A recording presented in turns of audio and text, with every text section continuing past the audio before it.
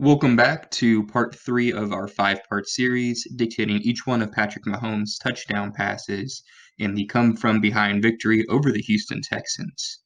Today we're going to be going over the third touchdown pass, which is Travis Kelce's second touchdown pass of the game, and this occurred right after the fumbled punt return by the Houston Texans, meaning their defense didn't have too much time to adjust to what the Chiefs were quite doing yet. It's a 3rd and 6, and we'll look at the play in its entirety first before kind of going over what occurred in the play and what happened. When they motion Kelce, Mahomes rolls to his right and throws a dart for the score. So we'll pause here and kind of look at the formation first. So the Chiefs come out in a 3 tight end sets with Kelce, Sherman, and Blake Bell all in a row here. This formation is typically more of a running formation, a power running formation, although the Chiefs often use it in the passing game. It's not likely that they're actually running in this. I think if the Houston Texans did not pack the box at this stage, then maybe running would be a good option. But from 6 yards out with that many men, most likely not the case. It's going to be a passing play. With this formation, you have to make sure you have 7 players on the line of scrimmage. So you have Blake Bell, 1, 2, 3, 4, 5, 6, and 7. Robinson over here is on the line. He's actually the only wide receiver in this formation. You technically have 5 eligible wide receivers, 1, 2, 3, 4, 5. But really, your main receiving threats are only Kelce, Williams, and Robinson. Neither Hill, nor Watkins, nor Mitko Hardman are on the field at this point, and a crucial 3rd down play. So what coverage are the Houston Texans in? Well, looky for our 3rd straight touchdown throw. It's Romeo Crennel's familiar cover 1 defense. I mentioned earlier that the Texans didn't really have too much time to change what they were doing, and they made a slight adjustment between the series. If you think about it, they were expecting their offense to have the ball for at least 3 plays, hopefully more for them, and weren't expecting to be put right back on the field after the kickoff. So each player is covering an eligible wide receiver. So you have 1 on Robinson, 1 on Williams. He would actually most likely be following if Williams ducked to the left. That's not what happened, so we don't know for sure, but that would be my guess there. And then each player actually on an eligible tight end. So you have 1 on Blale, 1 on Sherman, and 1 on Travis Kelce. And then you have the zone coverage in the back, kind of helping out with anything going on in the end zone there. Now, the one thing that is different, I believe this player here is a QB spy and not just covering that underneath whole zone there. Again, that whole zone is used typically to disrupt any crossing routes coming across. I think that that's sort of his job, but his main focus is to keep Patrick Mahomes from running it in, as he's done several times in the past this season on a goal-to-go situation. The reason I think is that he kind of follows and shadows Mahomes and doesn't really stay in that zone. It's a little bit different and harder to tell, mostly due to the fact that this play in its entirety rolls to the right. So what are the route combinations that the Chiefs are using? And this is what's going on. And I highlighted a couple blockers as well. First, you have Robinson running a slant, a cross. His job is most likely to be kind of that pick play. In the last couple series, in the last couple of videos, we talked about how Andy Reid loves to separate his wide receivers with natural motion and screens. You've got Sherman coming across and kind of down here, running almost a slouch kind of out pattern. Everything besides Robinson is moving to the right.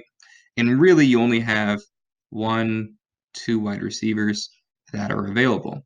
Kelce's going to motion across the line pre-snap, cut over. Since they're in man coverage, this player will track down and go across as well. And then you've got Blake Bell cutting down like he's going to be following Kelce's path, but actually turning around and covering Mahomes' blind side as he sprints down and across. And Williams is going to take J.J. Watt one-on-one here. You would think would be a bad idea, but as it turns out all right for the Chiefs there. So again, it's mostly just one half of the field that's being read at most.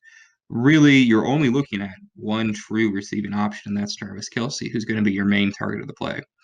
You could throw it to Robinson. You could throw it to the sausage and Anthony Sherman over here. But just with the motion and everything, that doesn't seem to be the case. So we'll lay those routes on top of the coverage and what we expect everyone to kind of do. So you've got one player here that's going to be on Blake Bell. Since he's blocking, then he's most likely going to be blitzing. You've got your DB over here that's going to be following Anthony Sherman as he cuts across the field. And you've got your other DB over here that's going to be following Kelce motion before following him to the right. And then your player that's going to be sucked in is Damien Williams, sprints to the line of scrimmage, even though it's to block. Now, what this does is it'll open up Kelce for the pass, or what they expect to open up Kelce for the pass here. That slant route is going to bring his DB with him, block the other DB that's cutting across and following Kelce, and pull the safety towards him. Again, that's in the end zone. They're cutting both his inside and outside lanes to make it so that he can't be an open receiving option, and that should open Kelce across. So we'll follow that as it goes here. So Kelce, again, motions across the line of scrimmage, sets at the last second, at the hash marks, and we see this play unfold. So pausing it here, we can kind of see Robinson making his slant. You can see that he's kind of targeting the DB and the linebacker that may be following Kelce. This DB over here, this cornerback, actually has noted that Blake Bell is now sprinting across the line. He's following him that way. And you've got a unblocked outside linebacker following Mahomes' path, which would be a problem if it wasn't for Blake Bell. And then you see Damien Williams chop blocking J.J. Watt, and you have extra blitzers being taken care of by the line, who kind of makes a wall this way, cutting across. So freezing here, now you have that wall that's across, J.J. Watt's tripping and falling, no longer a threat. There, Sherman still making his way across, drawing in both defenders here. You've got your QB spy following him across, and your safety also sprinting towards the correct side of the play. And if I didn't mention it before, Blake Bell cutting and blocking there. Robinson setting that natural pick play. Your other linebacker that was on Williams is now going to be going after the quarterback since his man is in pass block. And it opens up Travis Kelce pretty nicely. Although they do get around it, okay. You're still being pulled in there from your safety as well. So that's kind of a problem. You can throw it to Travis Kelce here. That might not work as well.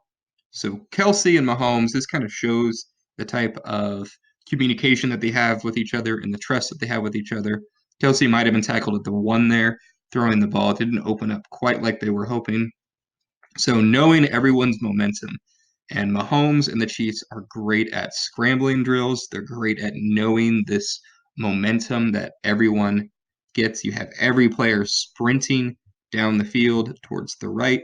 Kelce's going to stop and roll back to his left. That QB spy, knowing that he's following Mahomes, Mahomes knowing where that QB spy is, and all he has to do is throw a perfect dart to Kelce, and he can just turn in for the end zone as everyone's going the wrong way. So Andy Reid's play calling, Mahomes' knowledge of the field and of the coverage, and Kelce and his ability to communicate with each other and the trust that they have led to this touchdown.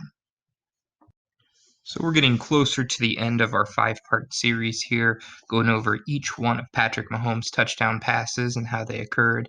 Tomorrow will be the 3rd and final touchdown catch for Travis Kelce, completing his hat trick in the victory over the Texans. It's a little bit of a different play than we've gone over.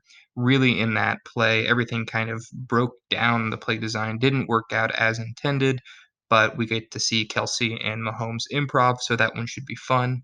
And then followed the next day by the last touchdown throw by Mahomes, this time to Blake Bell, who recorded his first touchdown catch in his NFL career.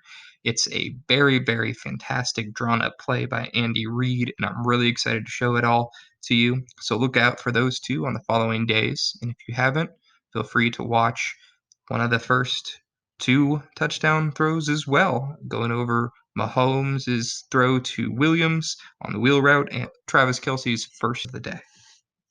Till next time.